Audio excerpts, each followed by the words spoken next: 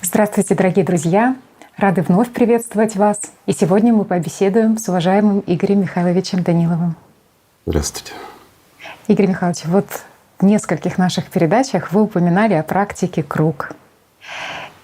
В частности, когда мы говорили про то, как людям избавиться от навязчивых мыслей, от навязчивых образов, и когда мы искали вот эти инструменты. И тогда вы сказали, что если наши зрители вдруг заинтересуются этой практикой, то, возможно, вы когда-либо могли бы об этом рассказать. И вы знаете, интерес, безусловно, есть большой, причем с каждым новым упоминанием об этой практике интерес, естественно, возрастает. Что такое практика круг? В чем ее суть? И для кого все-таки она предназначается? Духовный путь, духовное развитие. Вообще в мире существовало, очень давно, не будем углубляться, когда-нибудь расскажем, если будет вам интересно, две практики. Лотос и круг. Лотос хорошо описан. Это многие его знают, пробуют и тому подобное. И была практика круга или практика круг. Что так правильно. И вот в чем их, скажем так, различия? На самом деле во многом, а в своей глубине, по сути, по своей, да ни в чем. Скажем, что то ведет к Богу, что то ведет. Но если мы берем практику лотос, то это все-таки шамбалическое направление. Это считалось для избранных, это было такое вот как секретное знание. И для того, чтобы человек мог ее получить, практику лотоса, да, ему надо как минимум было, скажем так, заслужить доверие на Беловодье. Это минимум. Так просто ее как бы человеку не давали. Огромная честь жить во времена, когда эта практика в доступе для каждого человека. Ты знаешь, она была известна всем и каждому, даже ребенку. Чуть-чуть раньше. А потом вот так получилось, что начались гонения. То есть оно искоренялось все. Но если лотос, он хоть более-менее был описанный, и о нем такие упоминания поглубже были. А сейчас? Опять поверхностно все. Даже в Коране есть о том, что вот сам Мухаммед до лотоса крайнего предела и тому подобное. Это четко говорит о том, какую практику он практиковал сам, лично он. И понятно, с учетом того, что с кем он общался, с Джабраилом, понятно, что и практика у него была такого же уровня, скажем. А вот практика круг, в отличие от лотоса, она давалась, скажем, от учителя к ученику. И она действительно была более доступна, скажем, даже широко применима. И она интересна была тем, что, скажем, ее в принципе в любой религии, вот на начальных этапах становления религии, я бы даже так сказал, пока это не религия, а знания идут в чистом виде, есть последователи, и вот практически всегда начинали с круга. То есть почему? Это более доступно, более понятно людям. И есть еще один феномен. Если все-таки лотос, он для людей, которые твердо стоят на духовном пути, у которых есть серьезное намерение, то практика круга, она использовалась, скажем, для людей, если вот по нашей классификации первого-второго типа. Это для тех, кто знает. Для тех, кто не знает, что такое люди первого-второго типа, это люди очень материалистического мышления, которые находятся в значительной зависимости от сатаны, как говорится, или рабы сатаны. И им крайне сложно выйти вот на какое-то чувственное восприятие, им сложно понять, что такое любовь даже и тому подобное. Поэтому такие люди, они нуждались в помощи. То есть, и если мы берем вот практику лотоса, то человек, ознакомившись просто на уровне собственного сознания, обретает понимание, как ее выполнять, и что на каких этапах, и он может самостоятельно идти. Это тропой, скажем так. А вот практика круга, то здесь нужен учитель, нужен наставник и тому подобное.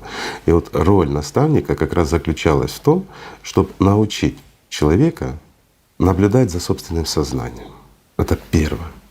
Для того, чтобы человек понял, что сознание — это не он. Ведь, чего греха таить, практически все мы считаем, что сознание — это мы. те мысли, которые приходят, образы. Ну, мы уже не раз это разбирали, как говорится, что это наше, что мы думаем, мы создаем образы, и мы являемся сознанием, ну, по факту. Так же.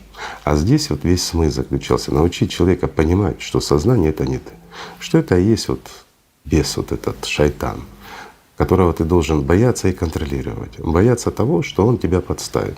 И вот смотри, еще маленький нюанс, я чуть-чуть отойду. Бояться нужно было своего сознания, бояться нужно было шайтана, дьявола, а Бога любить, а не наоборот. А потом это все менялось. Вот, видишь, как просто все манипулировали. Ну, смысл не в этом. В общем, первое. Человек должен осознать, что сознание — это не он.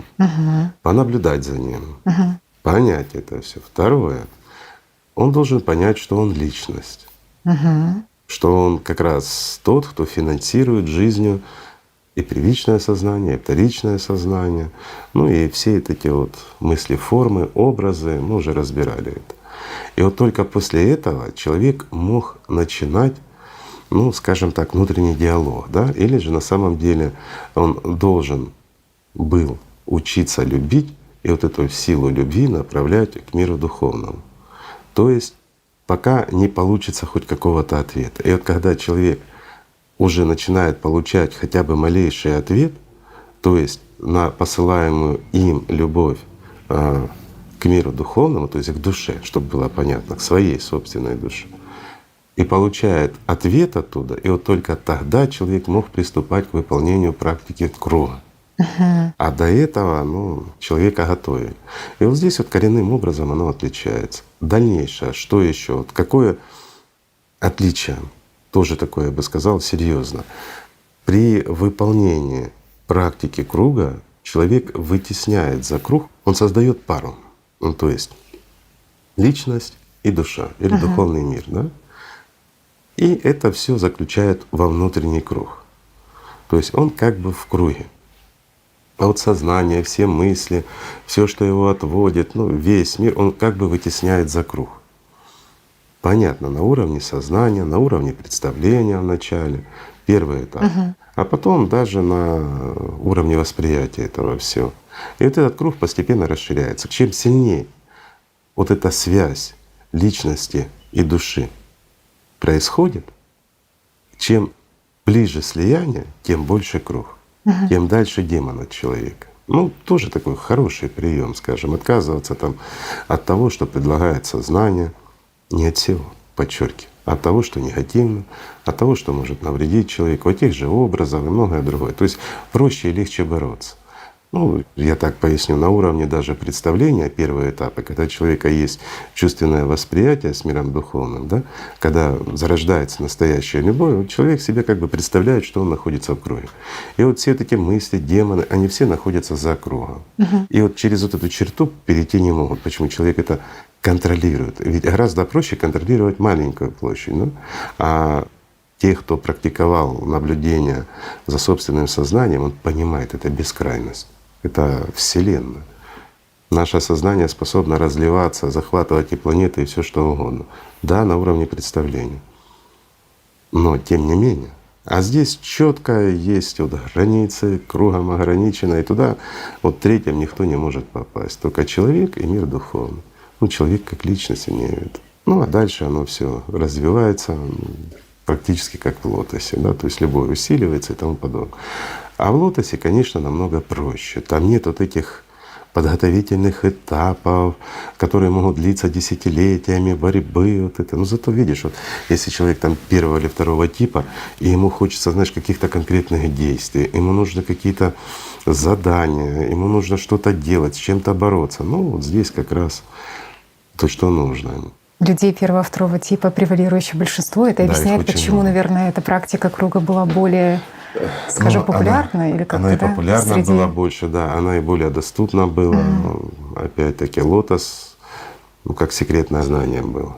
А вот вы говорили, что лотос хотя бы имел какое-то описание, а что практика круга, она, получается, передавалась… От учителя к ученику. Но тем не менее использовалась везде. Если мы проследим даже, а там очень много факторов. Во-первых, люди садились при общении всегда по кругу. Никто не должен входить в круг. Это такие вот четкие правила вот этого учения, скажем так. Просто это в хадисах целое учение. про это описывается очень, кстати, четко, потому что тоже заинтересовало, что пророк, когда со своей общиной собирался, со своими последователями, то они тоже садились по кругу. По крайней мере, там вот описывается, что если кто-то пришел, не поднимай одного человека, чтобы посадить второго, а вы потеснитесь для того, чтобы он сел в Или круг. круг расширьте. Да, расширьте этот круг. Или там тоже был момент, когда пришел. Это правила, которые описаны как раз, ну, скажем, негласно описаны, Да. которые есть вот в самой вот этой технике. А почему нельзя становиться в круг? Ведь тоже как бы в исламе об этом четко говорится, что по-моему, Аллах через пророка проклял человека, который стал в центре круга вот этого. Да, он Почему проклянет это так? любого, кто станет в центр круга. Знаешь, вот я проведу параллель. Вот в недавней передаче мы с тобой говорили, как на занятиях, когда люди занимаются, вот, скажем, духовными практиками, занятия совместные, все, ну, часто находятся те, кто привлекает к себе внимание. Вот он встает, они впопад что-то мелет. Или начинает там что-то оспаривать, доказывать, вообще не в тему разговора. Для чего он это делает? Привлечь внимание. То есть и таким образом он дестабилизирует всю группу. Вот группа, допустим, находится в катарсисе, да, самоочищение, они изучают, как работает сознание, какие уловки, скажем, там от сатаны приходится переживать, как от них уйти, как вовремя что остановить. И здесь человек встает и начинает молоть, что попало. То есть, или даже, скажем, тематично, ну, в другую сторону. И вот это происходит чуть ли не каждое занятие, из раза в раз, и одни, говорит, на манеже все те же, да? Как правило, кто-то провоцирует, и парочка человек подхватывает. И вся группа из-за этого страдает. То есть они тратят собственную жизнь, собственную энергию, время на то, чтобы вот доказывать вот таким вот эгоистам, которые пришли не за духовными познаниями, они пришли для того, чтобы забрать внимание и забрать жизнь этих людей. Они этого не понимают и не знают. Внутренне они идут на духовные занятия, они что-то хотят там или ознакомиться, или узнать что-то новое. Но шайтан их посылает как раз за тем, чтобы забрать жизнь у тех людей, кто хочет ее обрести. Ну, поэтому тот, кто выходит в круг, понимаешь, он привлекает внимание всех людей. И все невольно на него сосредотачиваются. И он забирает их жизнь. И вот поэтому Аллах через пророка Мухаммеда проклял тех, кто садился посреди круга. А почему люди так стремятся вот в этот центр круга, скажем, стать этим центром круга? Ну, люди не стремятся. Сознание где-то должно их обманывать тоже. Люди не стремятся, это сознание толкает. Да, да.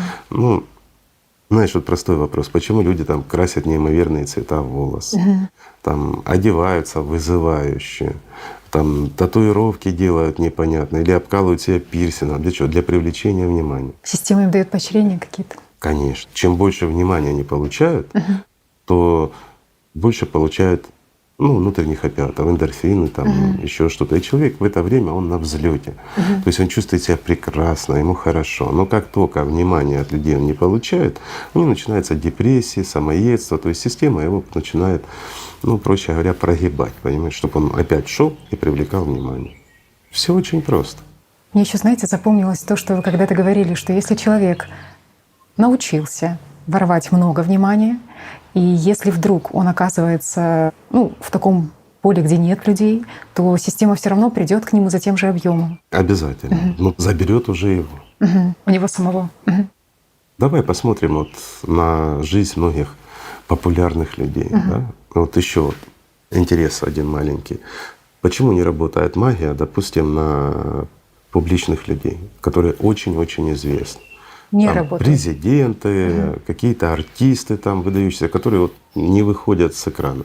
В тот момент, пока они находятся на экранах, пока их образ и их имя известно огромному количеству людей, и огромное количество людей вызывает у себя фантомные эти образы, магия на них не работает.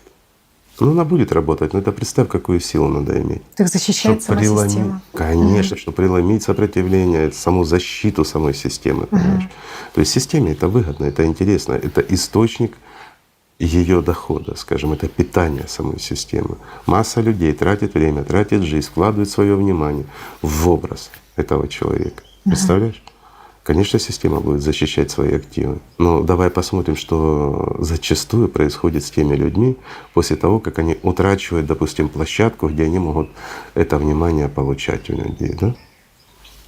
И вот здесь начинается шаблонно, практически одно и то же, и практически у всех, за редким исключением. Если человек резко изменил свой образ жизни, что-то понял, переборол и живет дальше. Или же человек, ну, скажем так, имеет другую площадку для получения внимания, ему есть чем платить системе. Иначе Тогда нас еще съедает, да? иначе просто съедает. Это, ну, я же говорю, каждый может отследить это. Игорь Михайлович, ну вот если так резюмируя про практику круг, у нее есть этапность.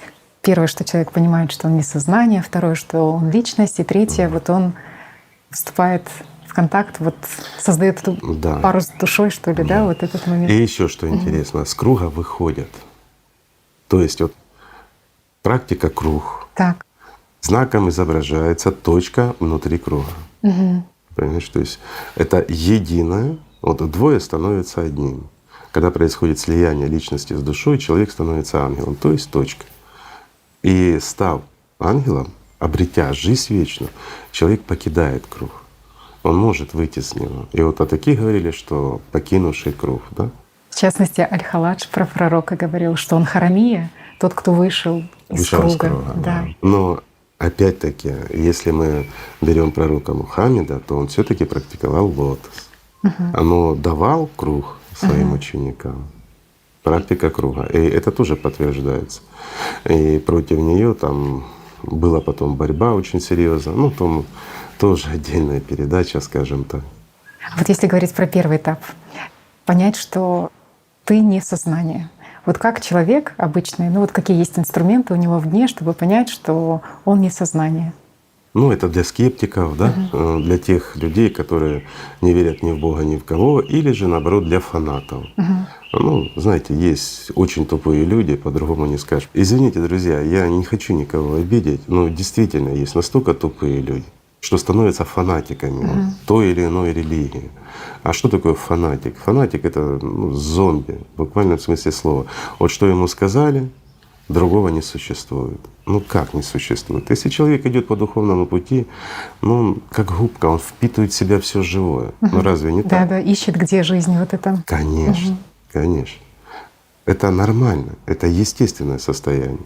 Ну а если человек вот и все, вот я буду выполнять то, что мне сказали, там молиться столько-то раз, какие-то молитвы, обряды какие-то, и мне это приведет к жизни. Ну, естественно, что этот человек никогда никуда не придет. Это обманутые люди самой системой и опять-таки институтами религиозными. И вот как для атеистов, так и для фанатиков я бы посоветовал провести простую такую вот практику, давай назовем ее. Хотя бы там 2 раза в день выделить по 5 минут времени, а есть там на работе где-то, в транспорте едешь, если не за рулем, только друг мой.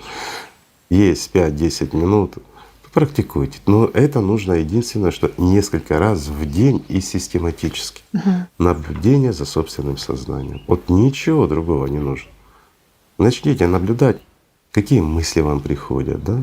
Вот что у вас в голове происходит, какие желания. Сами не продуцируйте ничего.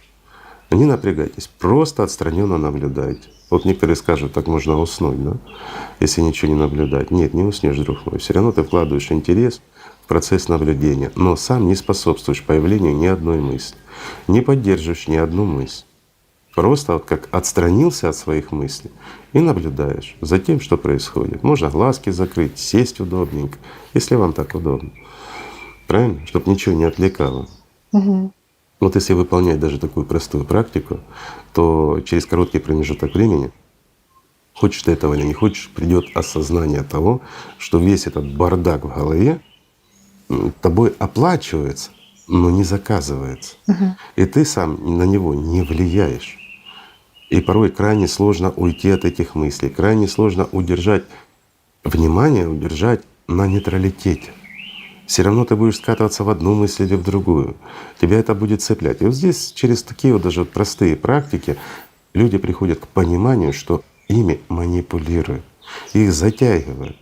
то в один образ, то в другую проблему и заставляют это обсуждать. Но по факту в 90% случаев, даже больше, это не имеет никакого отношения к твоей реальной жизни сегодня здесь. Понимаешь? То есть это все фантазии, все вокруг.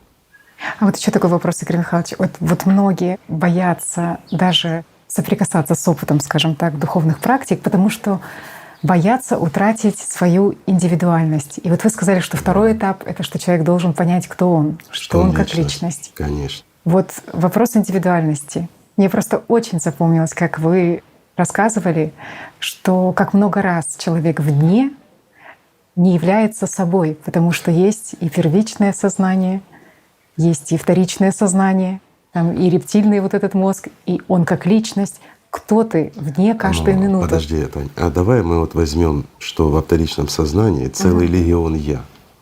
Ведь она формирует столько разнообразия Актеров. одного и того же человека, конечно. И вот эту, как ты говоришь, актеров, и вот эту роль они навязывают личность. И человек как личность сживается с этим актером, с этим образом, который ему навязывают.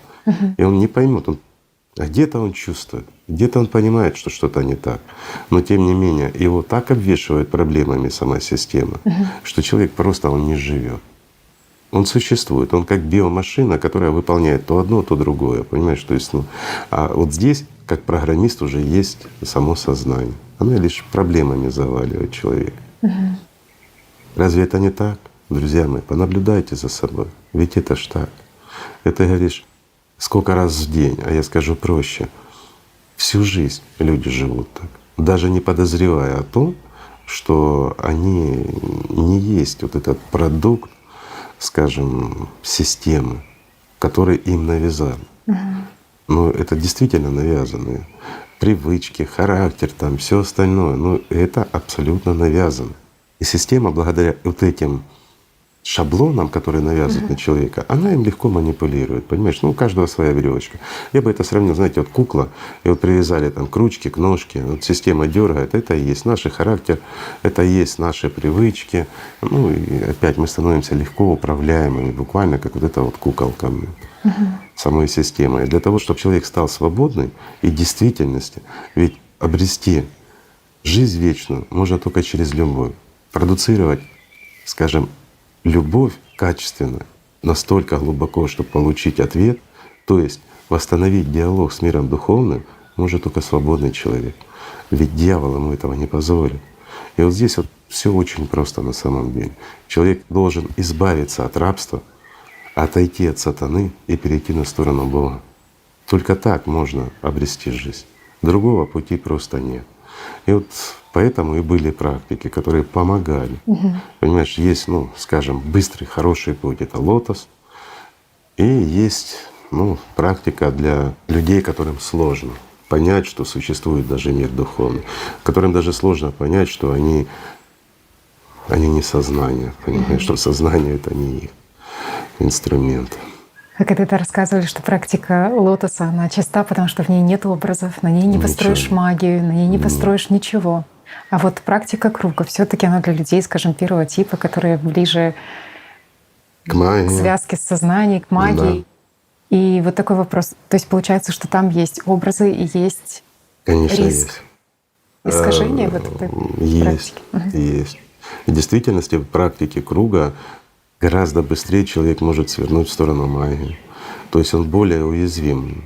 Ну, опять, это все зависит от человека, понимаешь, насколько он твердо стоит, насколько он действительно борется. Ведь тоже надо понимать, когда ты оказываешь сопротивление системе, ты не уходишь в любовь, как в лотосе, ты оказываешь сопротивление. И через вот это сопротивление ты продуцируешь еще и любовь, как бы отгоняя этих бесов от себя, создавая круг. Да? Во-первых, ты их видишь. Во-вторых, ты отвлекаешься. В-третьих, ты сопротивляешься. Ты держишь чистоту этого круга. Плюс ты должен вырабатывать любовь, посылать миру духовному. Правильно? То есть вот смотри, сколько занятости. Задача. Да, многозадачность такая. И опять-таки это все благодаря тесному сотрудничеству, скажем, самой системой на первом этапе, оно приводит часто к тому, что у людей просыпаются магические способности. Или же система находит слабое место и просто выдергивает человека из круга. Такое тоже бывает. Игорь Михайлович, ну вот практически в каждой религии есть упоминание про круг. То есть они разные вариации такие бывают. Ну, не знаю, Да, там не практически в каждой, а в каждой, я бы сказал. каждый. Почему? Потому что знания, которые давались, приносили пророки, они просты. И, естественно, было всего лишь две практики. Или лотос, извините, или круг. Круг давался массово для людей. Ну и с него, в принципе, все и начинается, вот именно духовный путь. А лотос, ну, это для избранных. Вот так почему-то она распределялась. Хотя, если честно, друзья, ну, как вот по мне, лотос — это лотос. Там тебе не надо бороться ни с кем. Тебе, ну, если ты действительно стремишься к миру духовному, если ты действительно чувствуешь и любишь Бога, ну, лотос — это идеально. Ну, опять, если человек вот закомплексован, ну, здесь, конечно, круг. Здесь однозначно круг. Или просто человеку даже, чтобы объяснить, как ему войти, да, ну вот, скажем, вообще вот хотя бы в эти измененные состояния, вот как некоторые говорят, да, хоть вот чуть-чуть как-то оторваться от сознания, там, научиться хоть чему-то там, пусть медитативные какие-то практики или там, я же не говорю о духовных. Конечно, ему нужен какой-то понятный, простой инструмент. Ну, Но интересно, что если брать тот же суфизм, то и получается, они в основе своей отталкивались, наверное, от практики круг, потому что есть же вот это кружение, медитативная Конечно. практика кружения. И очень много, вот тот же Аль-Халадж, который говорил, что пророк Харамия, который вышел из круга, он очень четко описывает, вот я когда готовилась к передаче, он очень четко описывает круг с точкой. И вот он пишет про то, что есть точка в центре этого круга, вот, и он это говорит, пара. что она есть истина, да. И, в принципе, в христианстве тоже говорится. Мы в одной из передач «Круг жизни» говорили, что был Ава Дорофей, который говорил, что центр — это есть Бог. Да. Вот. И К которому то, что... стремится человек. Да. Да. И почему? Опять-таки, вот обозначает Бога и обозначает человека, достигшего слияния, то есть единицы. Святые стремятся в центр круга. Да. Как-то так Да. в христианстве. И вот практика круга, она отпечаталась на всех религиях. Давай проще скажем. В христианстве обряды хождения вокруг зданий, да? В исламе, совершая хадж, что они делают? Вот религии вроде бы разные, а почему все совершают Да, потому вот что это Бог хождение один, по кругу? понимаешь? Я проще скажу. Религии отличаются лишь кошельками хозяевов религии. Простите, друзья, но это правда. Все остальное абсолютно одинаково. Бог один. Любовь Божья одна. И есть два пути достижения. Ну, третий путь — это когда человек спонтанно, вот и такое бывает, да? Но все равно, как ни крути, через молитвенные практики, не знаю, через просто там продуцирование любви, без лотоса, без ничего, человек может достичь? Может. Сложнее, труднее. Но когда путь определен, и когда он действительно любит Бога, ну, по-любому он к нему придет, правильно? Игорь Михайлович, а если взять все-таки сейчас коснуться темы ритуала, как обхождение вокруг святынь, алтарей, храмов. Всегда все религии начинались как учения, да, они все начинались с обхождения по часовой стрелке. И не могло быть по-другому. Просто когда менялся интерес с духовного на материальное, когда появлялся, допустим, в общине хозяин, заинтересованный в том, чтобы сделать из свободного общества, идущее по духовному пути, сделать религию, создать рабов, подчиненных. Давайте вещи своими именами называть. Правильно? Почему, когда человек рвется к власти, он узурпирует ее, допустим, в религиозное общение там, ну и все, и становится религия. И тогда сразу же все меняется. И люди начинают идти в другую сторону. Он ведет их в другую сторону. Давай проще скажем. Был пророк Мухаммед, который четко завещал идти по его стопам. Так же? Делать то, что делает он. Он предупреждал, что будут те, кто сразу же начнут искажать то учение, которое он привнес. Ну, друзья мусульмане, они или подтвердят, или пусть опровергнут мои слова, если это не так. Вот как ходил пророк Мухаммед, совершая хадж. Так же, как и те, кто до него, по часовой стрелке. Все правильно. А потом был такой халиф Умар, да, который заставил всю умму пойти в другую сторону, против самого пророка. Я не буду вдаваться в подробности, если людям будет интересно. Ну, может, сделаем передачу по этому поводу, почему, что и как. Но, знаете, я бы задал вопрос тем, кто имеет ум и любит сопоставлять, скажем так, искать истину. Друзья, вот ответьте на вопрос, пожалуйста, что общего у халифа Умара и у так называемого апостола Павла? То есть у халифа Умара в исламе и у Павла в христианстве. Поднимите, изучите. Только действительно изучите. И вы сами увидите всю суть. Почему пошли в другую сторону? Испокон веков было понимание. Да, были ритуальные хождения.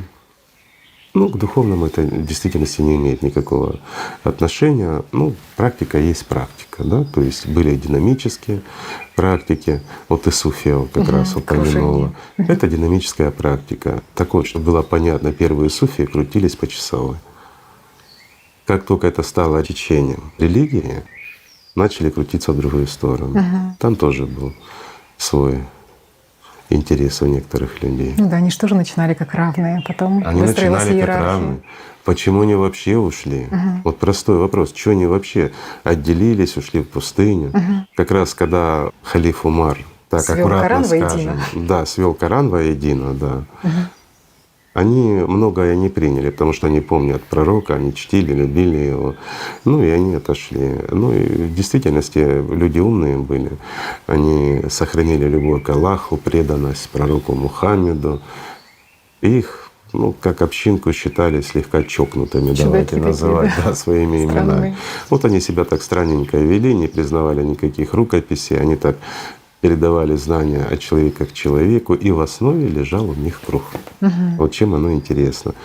И опять-таки исполняли динамические медитации. Вот динамическая медитация, вот когда они вращаются, Да, да. она выводит как раз на то, что человек начинает чувствовать себя как личность. Вот четкое разделение, да, то есть он первичное сознание чувствует, вторичное, и ощущает себя как личность. То есть как бы оно все становится на свои места. Ну, знаете, я не рекомендую это на любителя. У кого вестибулярный аппарат действительно достаточно хороший, тот может практиковать и такое. Так вот, в чем смысл ритуального вот этого хождения? Было святое место, да? Ну, или мы берем это как образ святого места, скажем так, и вокруг него обходили. Это символическое было движение. Какой стороной поворачиваться к духовному? Правой. Почему? Потому что во всех религиях всегда говорилось: на правой стороне у тебя ангел, на левой черт. И вот ангелом, да, святым к святому. Ты почитаешь его. Да. А потом совершение магических обрядов, упоминание мертвых, там Военная магия. военная магия, Да, это да. все было через левое плечо. То есть все против течения шло. Так же? Да, да, да. Вот и ответ. Давай возьмем простой пример. Не надо даже далеко ходить. Берем православие. Ведь в православии, ну, до недавних времен, скажем Ну так, да, 17 век. правильно, Да, да, да. ходили Патриарх по часовой. Никон. Вот патриарх Никон, революционер, который ввел Церковную реформу. правильно, заставил всех ходить не по часовой, а против часовой. Что хотел этот патриарх на самом деле? К чему он стремился?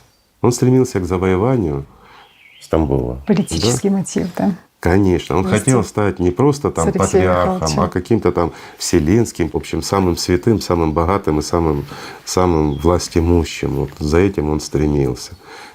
И когда ему объяснили греки, в чем смысл еще всего, да, и он тут же все изменил. Ну так Просто же. такое огромное сопротивление было от людей, ну, в тот момент старообрядцев из Венеции, из Флоренции, привозили литературу новую, как должны вот эти богослужения совершаться. Но люди сверили и поняли, что нет. Но как бы Конечно, литература там же это не подмены нужна, были. да.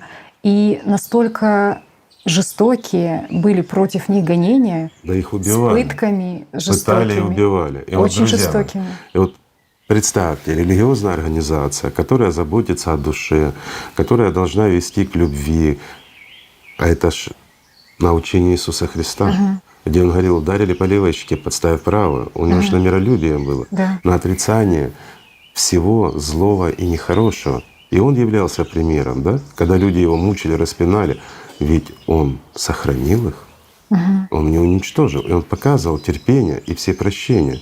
И вот эти последователи, они друг друга уничтожали только за обрядность или за выполнение, там, так или иначе, да, каких-то там действий. Почему? Ради простого символизма? Это не простой символизм, это магия, самая настоящая. И вот ты сама сказала, военная магия, Да, другая да, магия. Вот простой пример.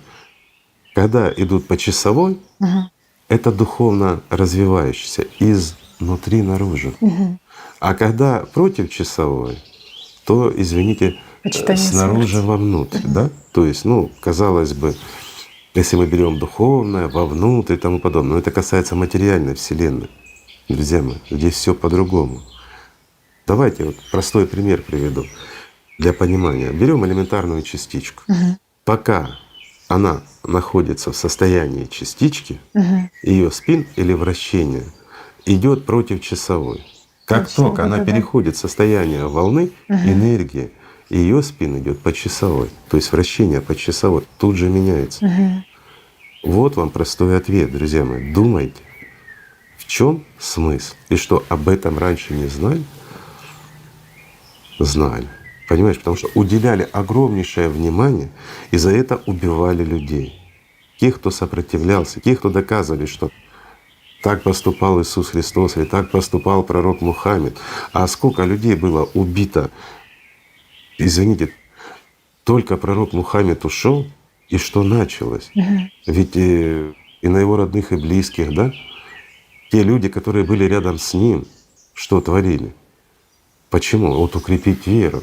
Укрепить веру или создать религию, управляемую вручную, с хаосом. Так кому они служили? Аллаху или шайтану? Вот ответ в чем. Понимаете? Но самое интересное, что пророк действительно знал о том, что будет, и он это все предвидел и об этом говорил. Он даже дочь свою Фатиму он предупреждал об этом, что будет это. Игорь Михайлович, а почему он, допустим, зная, что есть в его окружении определенные люди, которые исказят истину? Точно так же Иисус. Он прекрасно Да. все видел, прекрасно понимал и суть каждого, Он и называл своими называл именами. вещи своими именами. Да. Но почему он как бы не предотвратил это? Почему не изгнал? Не изгнал, да. вот Не этих знал людей. тех, кто в последующем переделает учение, Да, да. тех, кто будет торговать его именем, да? Тех, кто будет убивать его истинных учеников потом. Ведь они знали, и Иисус знал, и пророк Мухаммед знал, но они так не поступили. И вот такой вопрос, может быть, у многих возникнет. Как? Ну они ж тем более, когда знали. Ну избавься и все. Ну да, логично. Да. Друзья мои, а есть определенный закон, тот, о котором они знали. К примеру, есть коллектив. И вот в коллективе всегда есть проводник. То есть есть тот, на кого больше всех давит система. 1%. Слабое звено. Даже один человек. И если Иисус убрал бы, допустим, того же Петра, Павла возле него и близко не было, убрал бы того же Петра, пророк Мухаммед убрал бы того же Умара, нашлись бы другие. Система бы сделала все, чтобы поработить кого-то из других близких. И вот это зная и понимая, они просто закрывали на это глаза. Да, ну как закрывали глаза? Сколько раз тот же пророк ругал того Умара? Прилюдно, при всех. Сколько раз Иисус Христос ругал того же Петра? Он его, извините, камнем называл. Кифа он и есть Кифа. И вдруг потом он стал Петр. Да? Сомневающимся, да? Да, ну давайте мы глянем, кто построил религию. Ведь ту же Марию, извините, это, я имею в виду Марию Магдалину, это любовь Христа. Это та, кто любила самого Христа, и Христос любил ее. И ее обзывали и проститутка, и шлюха. Блудница. Ведь первый Петр начал. Недавно буквально отменили, но так людей не знают о том, что это отменено. Активно Да, было, а потом да. В отменили, пока сознании это ж все уже равно это через зафиксировано. 2000 лет, можно сказать. А почему? Представляло угрозу для них Конечно, огромную. конечно. То есть получается, что они эту ситуацию отпускали так, как есть, потому что знали, что они уже заведомо обречены, да, то есть что они уже в духовном плане. Просто прекрасно Чтобы понимали, беречь других. как работает система. Они знали игры шайтана. Вот правильно ты говоришь, чтобы уберечь других. Потому что были люди, которые не служили шайтану, которые вырывались из его лап. А были те, кто играли с ним, понимаешь? На двух креслах сидеть пытались. За магией пришли к великим. Ну, это же видно. И это они знали. И они знали, выгонять сейчас этого, система придавит, ну и лишит жизни кого-то из хороших людей. Ну, все ж очень просто.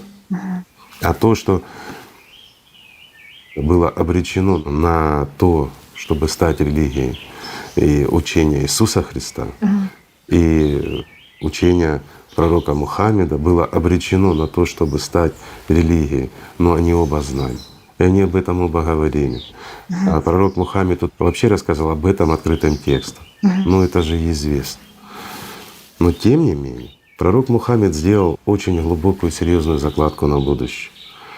Он рассчитывал как раз на то, что не вам, ныне живущим, Да. а тем, кто будет жить в конце времен. То есть Очень многие люди чувствуют даже сейчас, что как будто бы писали прямо для них сейчас, для тех, кто живет в это время. Потому что он приходил для того, чтобы подготовить людей, чтобы, несмотря на все сопротивление шайтана, чтобы остались эти зерна истины, которые смогли воспитать из всей умы настоящих истинных, преданных Аллаху последователей самого Мухаммеда, которые бы в нужный момент, в конце времен пришли на помощь тому, о ком говорил пророк Мухаммед, и помогли сохранить этот мир, удержать его, чтобы выжило все человечество. Ради сохранения всего человечества вот пророк, как говорится, и старался.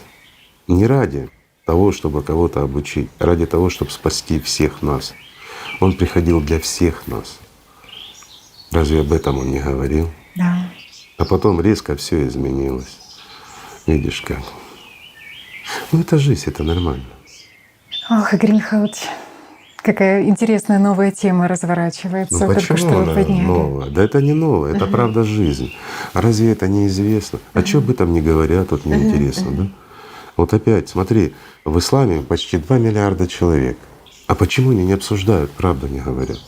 Почему они не говорят о том, что многие хадисы, которые как раз и приведены теми, кто предал самого пророка, кто поступил в интересах религиозной организации, но не в интересах, скажем, мусульман, тех, ради кого пришел сам пророк. Ну почему вот те хадисы придуманные, ведь знают, кто придумал, знают, что придумал, знают, как противопоставить. Почему люди об этом не говорят? Почему до сих пор сами не взяли, не очистили свою религию? Ведь это вера, понимаешь? Это вот как понять вера, да? Ну вот в моем понимании, я, может быть, ошибаюсь, друзья. Если что, подправьте, скажите, что я ошибся. Подумай, может быть, и правда. Но в моем понимании, если человек становится на духовный путь, он должен прийти к Богу. Однозначно, иначе зачем становиться на Него, да? Служить дьяволу себе спокойно. Будешь субличностью, но если ты будешь служить дьяволу честно, откровенно, преданно, если ты обладаешь незаурядной энергией, и тебе наплевать на всех, ты такой вот раб сатаны, то субличностью тебе он создаст условия, будет получше, чем другим. Недолго, правда, потом заплатишь за все, но это же будет потом. Ведь рабы сатаны не привыкли жить сейчас, они думают о потом. То есть рабы сатаны, они все рассчитывают, что жить будем потом. Так сознание их обманывает. А вот те, кто действительно идет к миру духовному, они думают не только о потом, но они жить начинают сейчас. Интересно, что в том же исламе, когда говорили про людей верующих, и тот, кто грешен, тоже упоминали про круг. И говорили, что вот тот, кто согрешил, скажем, там, своровал что-то или грех прелюбодеяния совершил, что они уходят из малого круга в большой круг. Вот малым кругом называли иман — это вера, а большим кругом — ислам, то есть как Всё религия. правильно. Но из большого круга ты можешь уйти только, ну, условно говоря, когда ты многобожник, что ты… Правильно. Когда пошел служить сатане. Да, да. Но пока ты не служишь сатане, ну, согрешил. Мгм. Ты выходишь с малого круга в большой круг.